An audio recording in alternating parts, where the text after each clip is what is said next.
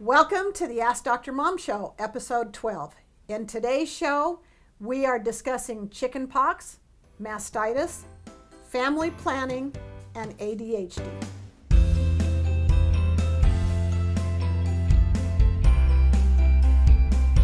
You don't need to be afraid. You can handle this, and here's how you do it. The Ask Dr. Mom Show. Welcome to the Ask Dr. Mom Show, episode 12. For those of you who have been following our episodes or have seen any of the others we have done, I'm sure that you are noticing we are in a different area today. We have a brand new set that we will be filming in from now on. And more importantly, I have a dear friend who is going to be joining me so that I'm not just talking to a camera without any help. Alicia, this is Alicia Decker. She and I met about 5 years ago when she started taking some classes I was giving. And one of the things that I love the most about Alicia is her absolute honesty, her candor. Alicia has a degree in architectural construction and used to manage, run, oversee the building of commercial buildings. And she went from that corporate environment into being a stay-at-home mom of 5 children. And it with all the challenges that go with that. And so many times I have heard Alicia just call it and say it the way it is, and I love her candor. So I am excited to have her here with us to continue doing these shows. Thank you so much for having me. It's a privilege to be here and to get to hang out with you every week and to ask questions and to learn from you. So tell me a little bit about our new set. You've brought in a lot of personal items, a lot of things that speak to you. Would you want to share your reasons why? I have tried to keep it personal because when we were doing it in the office, we wanted to have the feel of somebody coming to my office to ask for help or ask questions.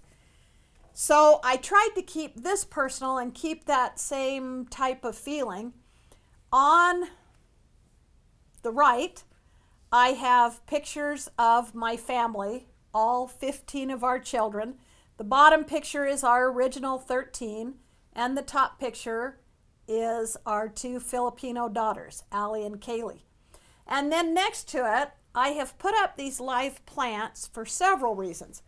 The first one is, in most episodes, you will hear me saying we build life with life. So we need to bring more live food into our diets. The second reason is I wanted to show how easy it is to start growing some of your own plants, even if you live in an apartment. If you have access to sun or a growing light, you can begin to grow fresh herbs and things right in your kitchen or your home. And the third reason I have them here is because we need to have living plants in all of our living spaces because they provide so much fresh oxygen into the air that we breathe. In the center, in our window here, there are a few products that represent some of my own personal formulas that are in the Dr. Mom line. And in the center here, hopefully you can see that behind me, you will see a mortar and pestle. I have that there to represent not only my personal heritage, but all of our collective heritage. When I had my midwife practice, more than once, I actually got in over my head and was not quite sure what to do. And I was talking to my mom about this one day, and I said, you know, Mom, every time it has happened, it's been like there was a voice in my head saying, do this, or no, don't do that, if I was getting ready to do something that would have been detrimental.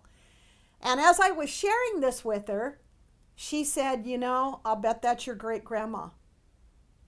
And I said, what do you mean that's my great grandma? And she said, your great grandmother was left a widow with a large family in the Ozarks of Arkansas. And the way she supported and fed her children was that she was the granny midwife in the area. She delivered all the babies, and she was the herbalist. So whenever someone was sick, they would come to her for help, and she would help the families in her area. So this is kind of dedicated to my great grandma in gratitude for all of her help. That's amazing. Up here in the corner, there's a mom with a baby. That was a gift from one of my daughters after I had delivered a couple of her children. So it's kind of representative of not only the babies I have delivered, but mothers everywhere and the challenges and sacrifices that they face to raise children. On this side, on the shelf, are books that I have written, and below that, I have a little grandma mug that was given to me from some of my grandchildren, and so that represents their presence here. And the plaque down here and the Myron jar are both from when we had the herb shop, and so I have brought that presence here too, where we did so many classes. So I hope that as we continue these episodes and continue answering your questions, that you will still feel like this is a positive personal environment, and that you will enjoy visiting us each week and sharing your comments and questions. So with that, what is our first question today? Our first question is actually from Susie, and it is a video question. Oh, that's awesome. We have never had a video question come in before. It'll be fun. Hi, Dr. Mom. I'm Susie, and this is Margot. She's my third child, and she's just 12 days old. So 2 days ago, I started getting aches and pains, and I spiked a really high fever, and my husband rushed me to the emergency room. There, they diagnosed me with mastitis and prescribed a really strong antibiotic. They told me that it could give Margot a rash, painful gas, and a lot of trouble sleeping. I've never had mastitis before, so my question is there any way to treat it more naturally where it could give her a lot less side effects? Also, is there any way to avoid getting it in the future? Thanks, Dr. Mom.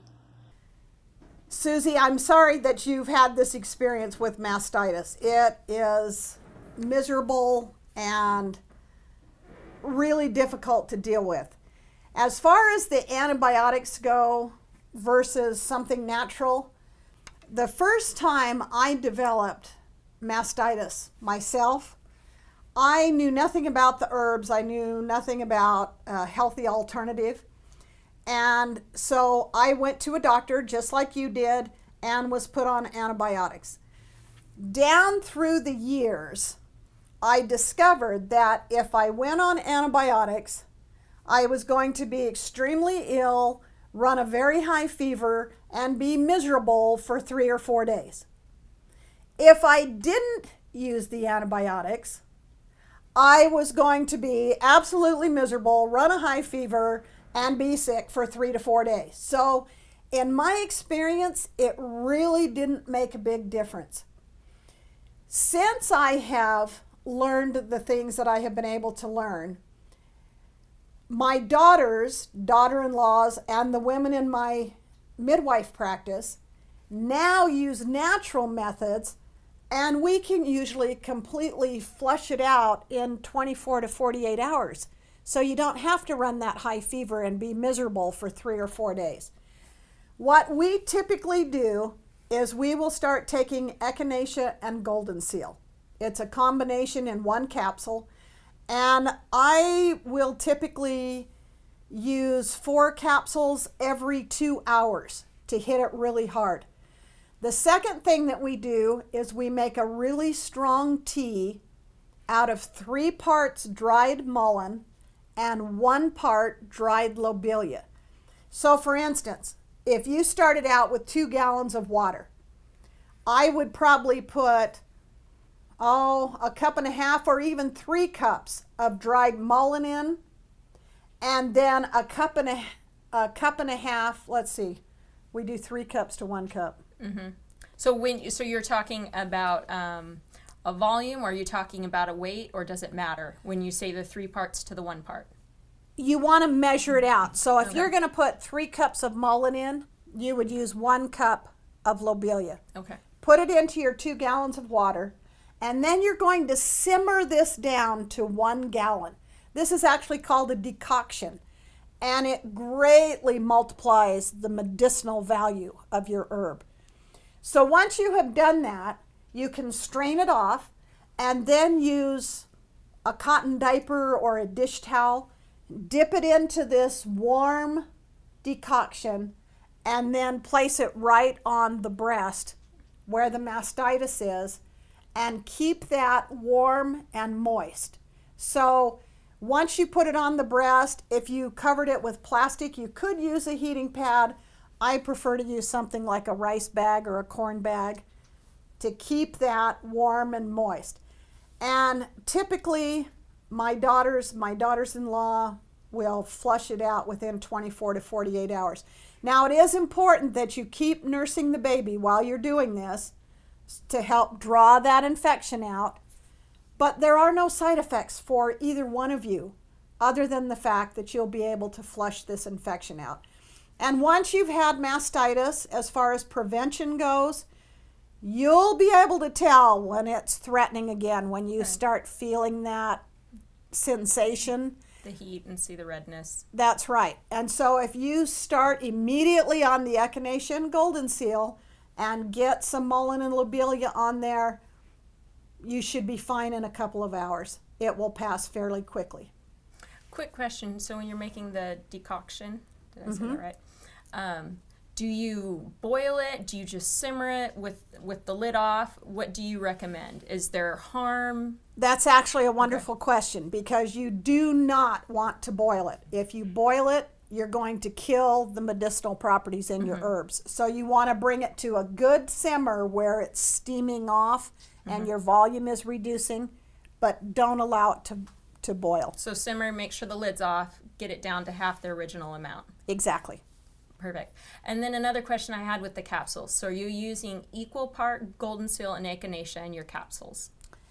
I do typically, yes. But if you go buy them commercially and they're not exactly balanced, it's still fine. You're using the echinacea to boost the immune system, and the golden seal is a natural antibiotic. Okay. Awesome. Okay, what do we have for question number 2? Okay, our next question is from Jennifer. She says, "Hi, I'm looking for a natural remedy for chickenpox. Not only something to help with the itch, but something to help cure it from the inside. Thank you. Love your videos." Jennifer, when we deal with chickenpox, and I might say, along with dealing with it, that if your children get chickenpox when they're school aged, when they're young, this is actually a really good thing, because then they're immune for life, whereas with the immunizations they're using now, you have to continue to get boosters with those.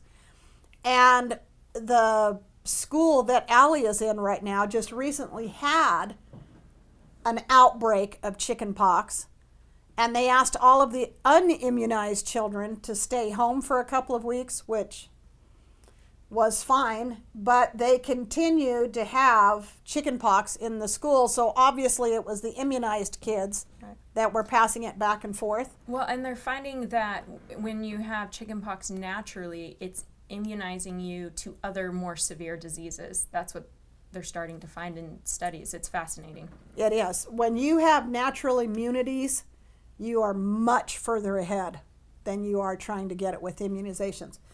However, what we do with chickenpox is orally, I would probably use something like the immunobug, because that has echinacea in it, it has yarrow in it, so it's going to boost their immune system and it's going to help to eliminate toxins. Another way to help bring those toxins to the surface and get rid of them is to put them into a warm bath several times throughout the day. What I do when I put them in the bath is I take a dish towel or, again, a cotton diaper. I always tell everybody, go buy a dozen cloth diapers and keep them with your first aid kit, because it's the perfect size for so many things, and it's a natural fiber. Yeah. So it works really well. Anyway, I would probably take a handful of cut burdock root, a handful of golden seal, and a handful of yellow dock, and just make a pile. All cut, not powdered. All Right. cut. You want it all cut, and you're going to end up with a pile because you've put a fistful of each of those three. And then I just take the cotton diaper, fold it up around it, and rubber band the top of it. So when I start running their bath water, I'm going to take this ball of herbs and hold it in that running water and squeeze it so that we're steeping it into the water. Then once the tub is full, I'll actually float that ball of herbs in the tub. And as long as you're getting color out of the ball, then it's still good. So you can keep using it. And you can probably get, I'd say easily 4 or 5 baths out of that ball of herbs. But the herbs, those particular herbs in the bath water, are going to help draw the toxins out. They're also going to help with the itch and calming down the inflammation and the irritation. Once they get out of the tub, I typically will use a chickweed ointment to put on it to help with the itching, or you can use the traditional calamine lotion, and that will also help with the itch. Now, the chickweed ointment, is that something you guys that you have in the Dr. Mom's line, or is that something they would need to make? I don't have it in the Dr. Mom line yet, but they can get it through Sprig's Life Okay. or Nature's Warehouse. Okay. We'll both carry that. Okay, what do we have for question number 3? Our third question is from Imani. I hope I'm saying that name correctly. It is also a video question. So Okay, let's watch it. Hi, Dr. Mom. So I gave birth last year and haven't had my cycle in almost 2 years. How does natural family planning work for the postpartum mama? Can you still chart your cycle, track temperatures, etc.? Thanks for your response. Imani, the short answer to your question is yes. You can continue to chart if you have been following the taking charge of your fertility charting that Tony Weschler laid out, where you are not only tracking your morning temp, but you're also tracking changes in the cervix and vaginal fluid. If you're keeping track of all of these things, then yes, you can keep charting and you will know when your fertile time is. If you need access to her charts, she has a website under Taking Charge of Your Fertility, and you can go there and actually download the PDF files for her official charts, and then make copies of them and just keep tracking, and you will absolutely know when you are fertile again. Okay, question number 4. comes from Sarah. She asked, do you have a diet plan for children with ADHD? Or a list of things to eat or not eat? Sarah, this is a really complicated question because each child is a little bit different. And in other episodes, we have talked about environments and keeping that energy channeled. So there are a lot of different things that come into play when we're dealing with a child with ADHD. But specifically on diet, there are a couple of things that I would personally do if I was dealing with this problem or with this challenge. You need to understand that with the typical American diet, there was a study done with 3,300 children between the ages of 2 and 19. Less than 1% of these children were getting enough fruits and vegetables to eat during the day. That's actually scary. and gets to a point where we can understand why there is so much obesity, inactivity, ADHD, and many other problems that have different labels. We have to get the diet straightened out. According to the FDA, according to the experts, a child should get 6 to 11 servings of grain every day, 3 to 5 servings of vegetables, 2 to 4 servings of fruit, 2 to 3 servings of dairy, and 5 to 7 ounces of meat every day. And as the study has already shown, less than 1% is even getting enough fruits and vegetables to eat. So if I was facing this same challenge, the very first thing I would do, and this is actually going to be contrary to the government recommendations I just read, the very first thing I would do is eliminate all dairy products from their diet. The second thing I would do is eliminate all processed sugar and artificial dyes and basically all junk food. So we're talking fast food, candy, soda, all the chips, all that kind of stuff. I would eliminate it from their diet. I would bring in a lot more fresh fruits, fresh vegetables, and live food into their diet. Then, for probably at least 10 to 14 days, I would start keeping a diary, a food diary of everything that you are feeding your child. And along with the food, I would start documenting behavior so that you can begin to see what foods are causing erratic behavior. And this is tricky because this behavior could happen anytime from 2 hours after they just ate up to 2 days. So I would really keep a pretty detailed food diary. And if you're making something for dinner that came out of a package, I would list the ingredients so that you can begin to see what foods are affecting your child. And once you have done this for 30, 60, or 90 days, then you could start bringing foods back in and see if it affects their behavior. But probably the biggest suggestion I would have is making sure that there is more fresh, live food in their diet and far less processed foods. We are out of time for today, so I would like to thank you for joining us. I want to send out a special thank you to Alicia for coming on board and being here with me. If you have questions or comments, please comment below. We would love to hear from you. Again, thank you for joining us today.